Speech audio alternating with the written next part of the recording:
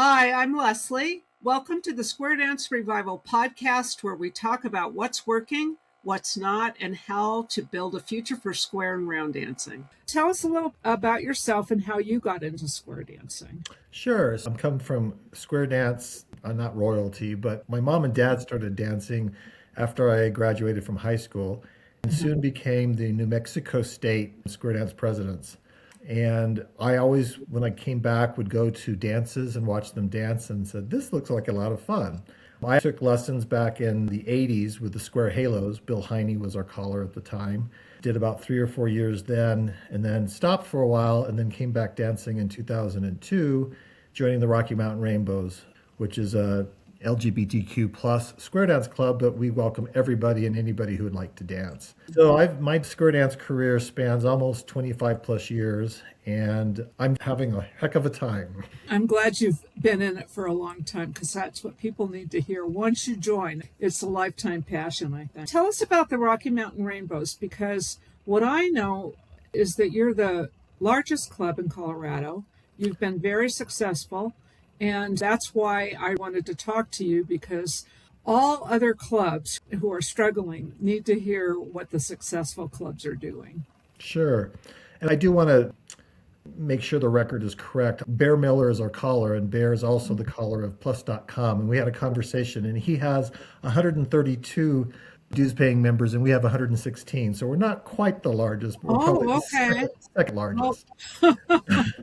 But I think the first thing is that welcoming and open. And I have to say, almost all square dance clubs that I go to in the dances, they are very welcoming and opening. And so, but that is something that needs to be demonstrated from the very outset. Whenever somebody comes to dance with our club, I immediately go up to them and welcome them, ask them where they're from, start a conversation, and make them part of the family, because that's what square dancing is. It's a large part of a large family, a large community that you can instantly connect with. So I'll start with some basics that some traditionalists probably will not like to hear. But the first thing is, if you want to wear your traditional petticoat and bolo ties, go ahead, but don't require it. You should be able to dance almost in anything. And I think the more casual it is, the better it is. And my mom and dad, my old childhood closet is filled with their square dance clothes. So I get it. I know that square dance clothes is part of the tradition, and some people still wear that, and that's great. But I think requiring that is an obstacle to that welcoming that you see. I still like watching a petticoat twirl, but I think it's important to say, yeah, you can dance in flip-flops and shorts if you want. So I think that's a key point. The second point I would make is make sure your music is current and up to date, and dance to everything from Broadway tunes to pop songs to good country music. It can be a whole range of music that's out there. And I think we tend to go to the more current and pop songs that we dance to. And I think that energy also translate well into dancing, because it's fun to dance to Lady Gaga and Michael Jackson and Chicago. So I think having music that appeals to a broad audience is very important in square dancing.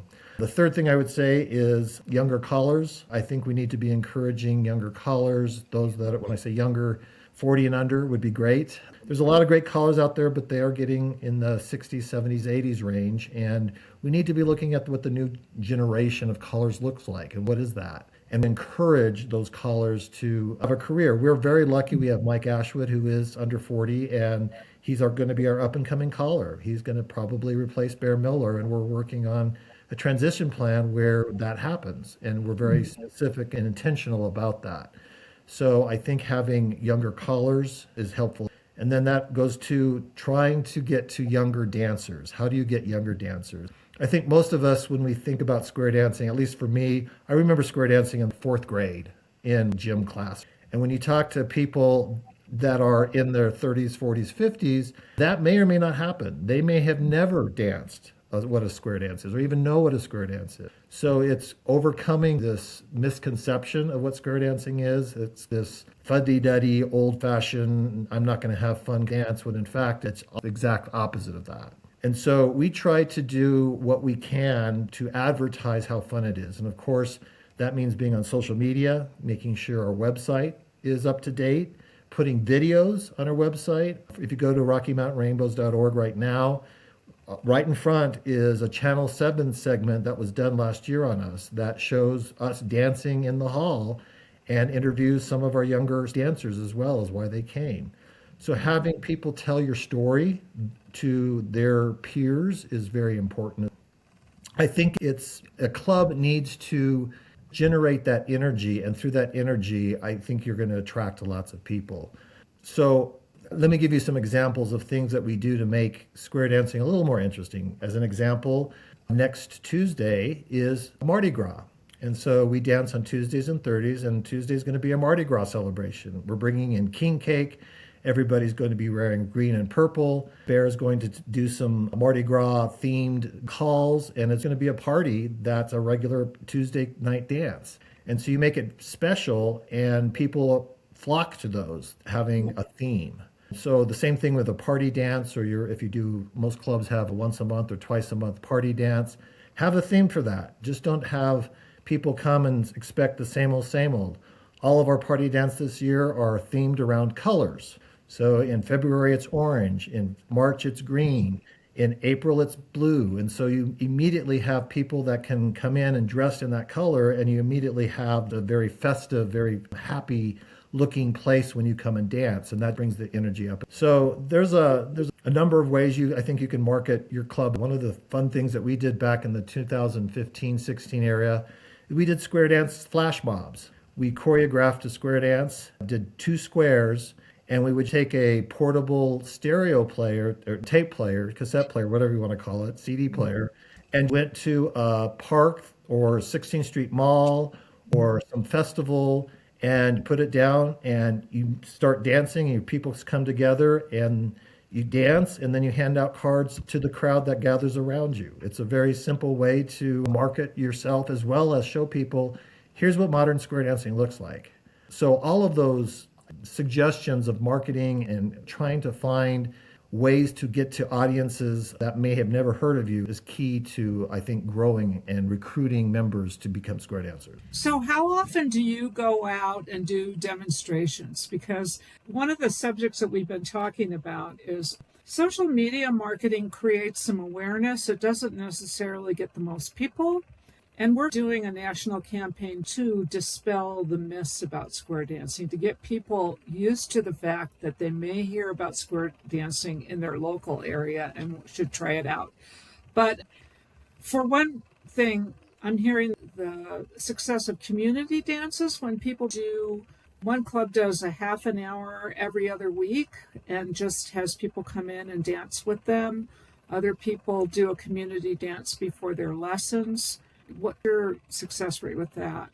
I think we do a number of demo dances throughout the year. We probably do, I would say, 4 to 6 demo dances throughout the year. Our audiences has been everything from, have teamed up with the local libraries and have people sign up through the library system to come dance. And what we'll usually do in a demo dance is dance a tip that is called, and then invite people up immediately afterwards and do some simple calls and walk them through. Grand Square is always a popular one to teach people. We also target being an LGBTQ club. We go to different cities' pride festivals and do demo dances there. The National Gay Rodeo is in Colorado in in mid-July, so we dance there. And so there's some connections there, obviously. But you can go to, you think of almost any festival, the Cherry Creek Festival, if you get in, or the Dragon Boat Festival in Denver specifically. There's some places that you can talk to the organizers and say, hey, can we have 15, 20 minutes on the stage to demonstrate that? So there's a lot of ways that you can get into the community celebrations already with a little advanced planning. Another great idea is the Denver area has a float that you can dance on a float. So if there's a parade in your community, look at getting into the parade and dancing on the float and handing out flyers or business cards or have a QR code as the float goes by. That's a nice way to get a lot of people aware of you as well as see what you're doing as you're going on in the parade. You're dancing and showing them what fun it can be. What do you think has been the most effective way for you to bring in new people? There's a lot of people that go to your dances that aren't members. Yes, absolutely. Well, I think word of mouth is going to be number one. If you have somebody who's new and is excited about it, they're going to tell their friends, and invite them to, we have an open house. Let's talk about open houses. We traditionally have done one open house in September, and this year we're actually going to do two open houses as well as do an ice cream social, and I'll talk about that. What we're trying to do is get people in to watch us dance, but then also put together activities that involve them so they're not sitting there and watching. We've been doing the ice cream social event for a couple of years now, where it's in August, so it's before when our classes start in September. And it's free ice cream, everything's free. You sit and watch and we do one quick demo dance, and then we invite them to do non-square dance things. We play musical chairs, or we'll play red light, green light, or other childhood games that people, oh, I haven't played this in ages. And we just have fun doing it because we're trying to promote, we're about fun. We're about having joy. We want you to be involved, and we want you to relax and celebrate the people that you're with around you. That's been very successful in getting people to come back to the open house and say, oh, that was fun. Let's see what a class might look like. It's little baby steps of getting people aware of who we are, what we are, invite them in, do some activities with them, and then encourage them to do class. And this last class was our largest mainstream class with 27 people. Wow. And of those 27, 15 are now members. And we're talking to the other 12 to see why aren't they joining, or is there some reason they're not? But we're continuously communicating to them about our club and about what we're doing. Figuring out ways to introduce yourselves to people and then get them into your venue to watch and participate in the events that you're putting on. What about all these people that come that aren't members? Why do you think they take the trouble to come over to your club? Usually we're known for our high energy dancing, and we're known for we're good dancers. We work on trying to improve dancing, and we all know that there's some dancers who are better than others, and so it takes some time to get to know the dance. But we don't ostracize them because they're not good dancers. We try to watch what they're doing and then say, hey, you look like you were having trouble doing spin the top. Let's take some time outside of the dance and walk through that. And we'll go through a call without the collar because the dancers know the steps that are required to do a complete spin the top. And then I might go to bear or collar and say, hey, can you focus on spin the top this next tip? And let's focus on that. And we try to find ways to improve everybody's dancing skills. The other thing that helps us is our collar is fast. I mean, you need to know what you're doing or you're going to break down. And that is a plus to us because that increases the energy in the room. And we quickly tell that one of the things we teach our students is when you break down, what do? You form lines. How do you form lines? You don't squabble about where is your lines going to be? Is it going to be facing the collar or not the collar? We intentionally think through how we can best help our dancers. And outside members who come dance feel that energy and feel the warmth of the community they're walking into, and they feel comfortable in dancing with us.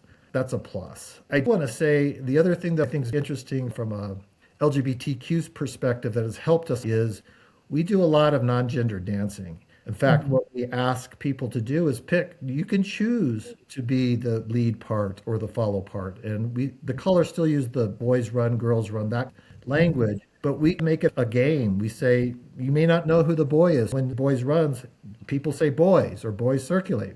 But what that also does is help people can dress however they want to dress. It becomes not even an issue. When a straight club comes in, the guys might have a hesitation dancing with a person who's who's a boy or a man. But that quickly goes away because when we're good at twirling and being where we need to be as the follow, and they quickly realize that it doesn't matter if that person is a boy or a girl in that gender. That frees up and it makes you a better dancer. If you go to a dance at a plus level and they say everybody half sashay and then do the teacup chain, your traditional male will have no idea where to go in a teacup chain. And by us at the beginning saying, be comfortable in either position, that helps us in the openness of our dancing. The members that come or the non-members that come from Arizona and Texas and Louisiana and come and dance with us, they're smiling at the end thinking, that was fun. I haven't experienced that and I enjoyed it. I belong to two clubs that would be called straight clubs, but we have everybody in those clubs. And we don't have around you have to be a couple. And the women are learning boy and follower might be it, but and we have guys that have learned girl to be fun. And it doesn't matter. And the other thing it does is it gets more people dancing Absolutely. because we all know that women show up first, although when they manage to bring the men in their life along, they discover they like it. Yep. But that's the point. All this other doesn't matter. We come to dance and have fun.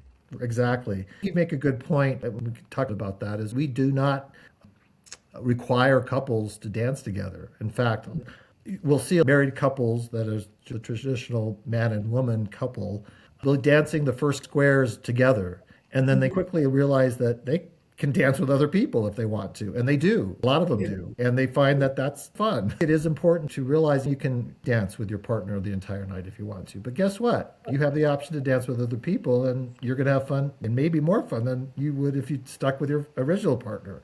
That's a key point to make and have that option.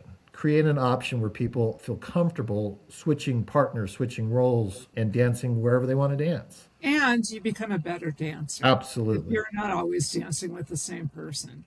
By the time you get to advanced and challenge, you have to know the other parts because you're in the other part and you do it. The callers don't care that you're in the traditional boy or girl part. You have to know the parts.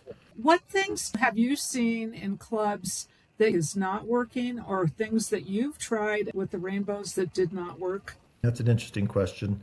The things that don't work are people that communication that may be stuck in the 20th century versus the 21st century. A lot of people still do the traditional flyers and or newsletters, printed newsletters. Most people now are used to digital, used to the web, used to the internet, used to texting. We use texting to let people know that if a dance is canceled. We could use texting more because texting is a way that the world is communicating. So if you try to communicate versus snail mail or printed material, I think there's a place for it, but I think clubs lean too into printed material. Is there ways you can digitize? And that costs money, printing things. Are there other ways that you can communicate other than printed materials? I would encourage clubs to think of how they are communicating, in what format. I think this may be a little controversial, but I think SSD was a good idea, but it didn't really work for us. I get the premise behind SSD, which was try to cut down the amount of time it takes to enter mainstream. 24 weeks is a long time, and so cutting it to 14 made some sense. And it was kind of based on the idea when you go to a contra dance, you can do a contra dance pretty quickly because you learn a couple steps and you're dancing that night. You're in. But square dancing is different, and we need to recognize that. And so we tried to do 2 SSD classes per year, and A, we didn't get as many people in those classes, and B, the dancers coming out of that did not dance as well for whatever reason. And so I think going to this new mainstream, which is going to be completed this year, I call it Mainstream 2.0, where the Color Lab is finalizing all the calls that are going to be in that. I think the 14-week class is good, and that has, again, worked for us like we just saw in our green class last year. But it got confusing, and trying to have too many classes a year diluted, and we couldn't retain people either. So I'm really happy that Mainstream is going to be new Mainstream. Plus is going to add some advanced calls to it, and we're going to have a new Plus baseline. And I think that's going to help the entire square dance community get back to focusing that everybody's on the same page. We're not going to have basic and then SSD and blah, blah. I think it's going to make the callers' lives a lot easier too. So I think it's a win-win, and I'm really looking forward to that streamlining of all the calls. Are you a caller? I am not an official caller, but I do for our classes what I call practice. So every time when we do a mainstream class, there's a 30-minute session where the caller's not there, and I just go through the calls that they learned. And I'm good enough to do that, but I have a long way to go before I call. And I've thought about it. I'm now retired, and I think I might do that in the next year or two. But no, I'm not a caller right now. I had to ask that because I have never heard so much talk about SSD, mainstream, and plus, and what calls are in and what calls are out. And I'll have to admit, what I really like is dancing. So, whatever's decided, I'm in. In the ice cream social, I like the idea of playing with square dancing. So one of the things that's really fun in our ice cream social that again we invite people to, but for the dancers we do kind of creative square dancing. So one of the things I love doing is what I call musical squares. And so I'll stop the caller and say, okay, couple number one from every square, move around. And you have an outside couple that moves into one of the squares and kind of bumps the couple out and they have to wait to the next one. So you're constantly moving from square to square, dancing with new people, and it keeps you on your toes so that you have to keep dancing. So I really like musical squares. The other thing I do is when Bear's calling, I'll stop and say, I call this the director's cut. I say, okay, now you're all going to start square dancing like zombies. And so you have to be a zombie as you're square dancing. I'll say, okay, stop. Now you're going to dance like a supermodel. And so you do a supermodel thing. And it just adds a bit of silliness and fun. And everybody seems to like it and say, oh, what are you going to do next? So I like mixing up how we square dance into something that's a little bit unexpected and silly. And I think that's really important. I produced this series of videos interviewing people about square dancing, and it was really important to me to find regular people that looked like regular people who were very authentic and were going to speak from the heart and say what their real experience was and not just say, oh, you should square dance. Someone said to me, there's already those things all over the internet, but I looked at them and they were so serious and people were dressed in matching clothes. Yep. And they just did not look like they were having fun. Silliness is really important. When I coach people on how to do their club photos and things like that, and I've said, do something silly. Yep. Look like you're having fun. It's a still photo, so you don't have to look like you're posing for your high school class portrait or anything. Yep, absolutely. In fact, when we do photographs, we'll do kind of the serious pose, and then I say, everybody do something strange and funny. Do the horns and back of the head, stick out your tongue. Just have fun. Absolutely. I think if a club can figure out how to do that, how to have fun, they're going to grow. I really think that's kind of, if you boil it down, be kind and have fun. Absolutely. Yeah. I did have one other thing that I just wanted to point out too. Sure. Is, I think it's important for people to know, at least for the Rainbeaus, that you can dance regardless of your ability to pay. We have a fund set aside that we have people that donate to, that we can say, okay, if you can't pay the full fee, can you pay half the fee? Or if you can't even pay half the fee, we do scholarships as well. And we work with the dancers so that money is not an object, that if you need a ride to a dance, we ask people to ask us about it and we'll try to get a ride for you. So we want to make it this as accessible no matter how much money you make, and that it's just something that we feel very strongly that anybody who wants to dance should be able to dance. I really appreciate that you said that. I was with one club that was really struggling. They were not making enough money to hire good callers, but they didn't want to raise it because a couple of people in their club could not afford a higher fee. And I said, what about just giving them a break? It's not like if you decide to charge $10, that's set and you have to turn everybody away that can't do $10 every time. Right. I really appreciate that. The other thing is, I think for festivals and events, people need to realize that younger people don't have as much money. Absolutely. And they need to cut the price and let the older people subsidize the cost of the event. We really have to find ways to be open to everybody who would be a wonderful asset to our community, regardless of what they can afford or anything like that. Absolutely. I know at the our festival that the gay square dance clubs put together, this year it's in Montreal, but they have a special rate for first-time dancers going to festival. That's very cheap compared to the regular rate. And I think every state festival or festivals that do that, they need to think about that as well and say, is there a way that we can encourage, especially first-time goers, to come and make that very affordable? And or even have some kind of contact us if you need additional help to attend. I know everybody wants to not necessarily make money, but at least break even. I think there's people out there who are willing to help that occur, to really support everybody who wants to go to be able to go. That's been my experience. I think square dancers just want people to come and have a good time. Absolutely. So what do you think are misconceptions that are holding people back from square dancing? I think the vision that you see on the YouTube videos of square dancing is old-fashioned, slow, boring, not for me. When people say that to me about square dancing, well, that's just, isn't that like from the 1950s? And I say, have you ever square danced? And of course they haven't.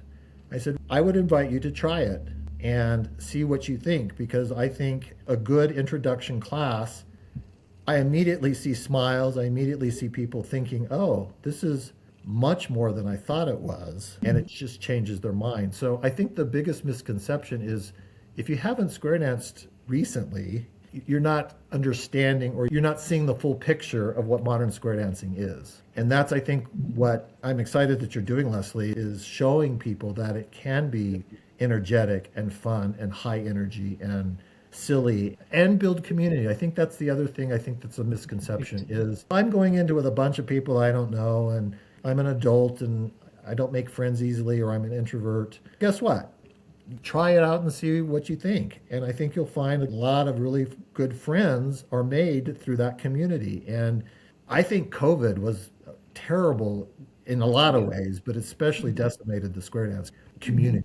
And I think we're still recovering from that in a large part. But I also think, though, we have an opportunity to market square dancing, quite frankly, as this is a community and a family that you're joining here. And it's a lot of fun. And you're going to make a lot of friends. So I would say misconception is that you're going there maybe once or twice a month square dancing, but the other thing we do is we have outside social activities for our community. So we do game nights, we do movie nights, we go on hikes. We're doing things outside of the square dance hall that builds that community even more. We'll have potluck dinners. It really is more than just square dancing. It's a community of like-minded people who enjoy square dancing. And I'll tell you that I am a volunteer chaplain at the Veterans Home here, and I went through ministerial graduate studies. In sociology of religion, we went over which denominations are losing people rapidly and which are gaining, and what the factor is for the ones that are growing. Community. Absolutely. Because in our society today, it's hard to feel like you belong to a group that is like family. We move around a lot more than people used to do. So that is so important to be able to offer to people. Absolutely. I think people are actually thirsting for that. They're thirsting. I'm not a huge social media fan, but I know people who spend hours on Instagram and Facebook and whatever. And you're not interacting with anybody but a video. Life is not a video. Life is meant to be participated in. And square dancing can be one of those participation sports that you actually interact with live people and have conversations with live people instead of watching a video. But that's just me. I know there's other people that love the social media, and it is important in a lot of instances of reaching people, but there's limitations to social media too. The other things I wanted to mention was that I am a hardwired introvert. And when I first went to my club, I thought, oh my gosh, I'm surrounded by extroverts. What am I going to do? And I'm sure at first they thought I was cold, because that's usually what people think introverts are. But I've opened up, but I'm not quite an extrovert, and I still have a good time. My husband is very much an introvert, but even when he joins dancing, I can see the smile on his face. And again, I think it's just be who you are. You don't have to change to be an extrovert to go dance. Just enjoy the dancing, enjoy the people in whatever way you want to, how to enjoy that. It's easier, definitely, extroverts to go out and meet other people. And I'm an extrovert and just love meeting people and getting to know them. But I'm also aware that there's a lot of people who aren't, and I want them to be comfortable there as well. And I think the point that I wanted to make too was that accept people where they are, and I hear often, she never smiles. I don't smile except when I'm dancing because I love it. What is wonderful about square dancing that we really need now is we can put aside our political differences, our religious differences, our values, our beliefs, and just enjoy each other as human beings doing fun and silly things. And I think that's so needed right now because Absolutely. we've compartmentalized based on things that in the end we're all humans and we can enjoy each other. So, why do you think change is hard in square dancing? Because I think you've probably encountered some of that, but I encounter that a lot. One of my most difficult things that I was working with a club that felt it was more important to honor the past than to do things that would attract new people. So they have this awful logo that they are still using that I know people are not picking up their flyers because who would want to go to something like that? But and the idea of flyers is another one that you brought up. I had somebody come up to me at the New Mexico State Festival and tell me they were really upset because they had printed 600 flyers and got no people at their lessons.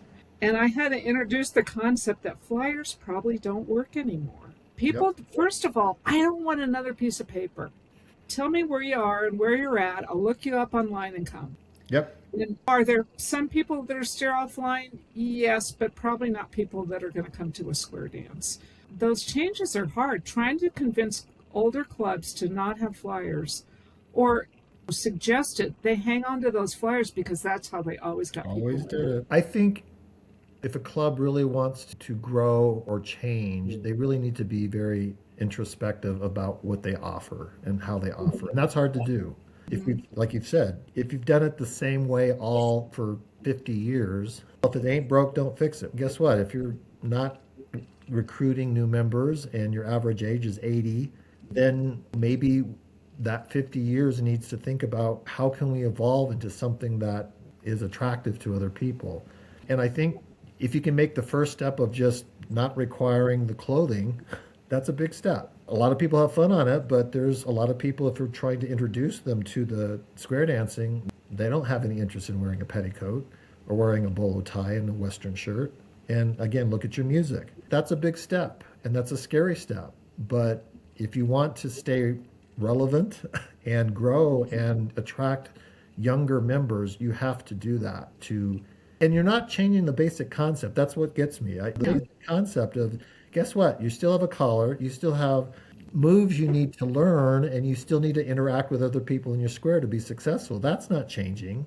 And if that should be the core of what you're looking at, not this other trapping of clothing and music style and whatever else. It's that physical dancing and being good at that and having fun at that. And I think if a club can really focus on that versus all the other immaterial things, that change might be a little easier to accomplish. What's your goal? Yep, Just to grow and share the love of square dancing with other people. absolutely. I really appreciate everything you've said, and I think it's going to be really helpful to people. Is there anything else you'd like to tell us before we Let me look at my notes here. close? The other thing that I really like about square dancing that may or may not attract people too, but square dancing doesn't involve alcohol. And Oh, yeah. I think in the world that where there's actually less drinking, which is amazing, this is a place where you can go and not have to worry about people getting drunk or getting combative usually because of alcohol. And I think that's an attractive point right now to square dancing is, yeah, there's absolutely a lot of food, which is great. We have lots of people that bring delicious treats and we have potluck dinners and it's really good. But we don't have to worry about the alcohol or the influence of alcohol on the dance. And I think that's going to be more and more important as people are going away from alcohol and not getting into the bar scene or whatever. And I think that's an attractive point, especially to perhaps some of the younger generation where maybe they're tired of the partying alcohol bar scene, nightclub scene. So I just think people need to really realize how much fun that square dancing is, demonstrate that fun and energy and joy to other people. And I think you'll see change come fairly quickly. And that we've been offering that non-alcoholic environment forever. And I agree, the drinking rates are dropping. And so For people who need a place to have fun without it, we're the place. Thank you so much. I really appreciate it. And I hope to get up to Denver and dance with you We would sometime love to soon. have you, Leslie. That's what I'd like to leave with is just a plug for the Rainbow. So we do dance Tuesday nights at Washington Street Community Center. We do mainstream SSD and plus on that day. And then on Thursday nights, we offer Advanced and Challenge 1, C1. So we're a multi-level club that has lots of fun, and come join us and see what we're all about. Great. Thanks so much. Thank you, Leslie. Love what you're hearing? Head over to our website, grab our free resources, and join our email list so you don't miss out on what's next. And if you want to introduce more people to square and round dancing, consider making a donation to support our national campaign, because together we can bring more people onto the dance floor.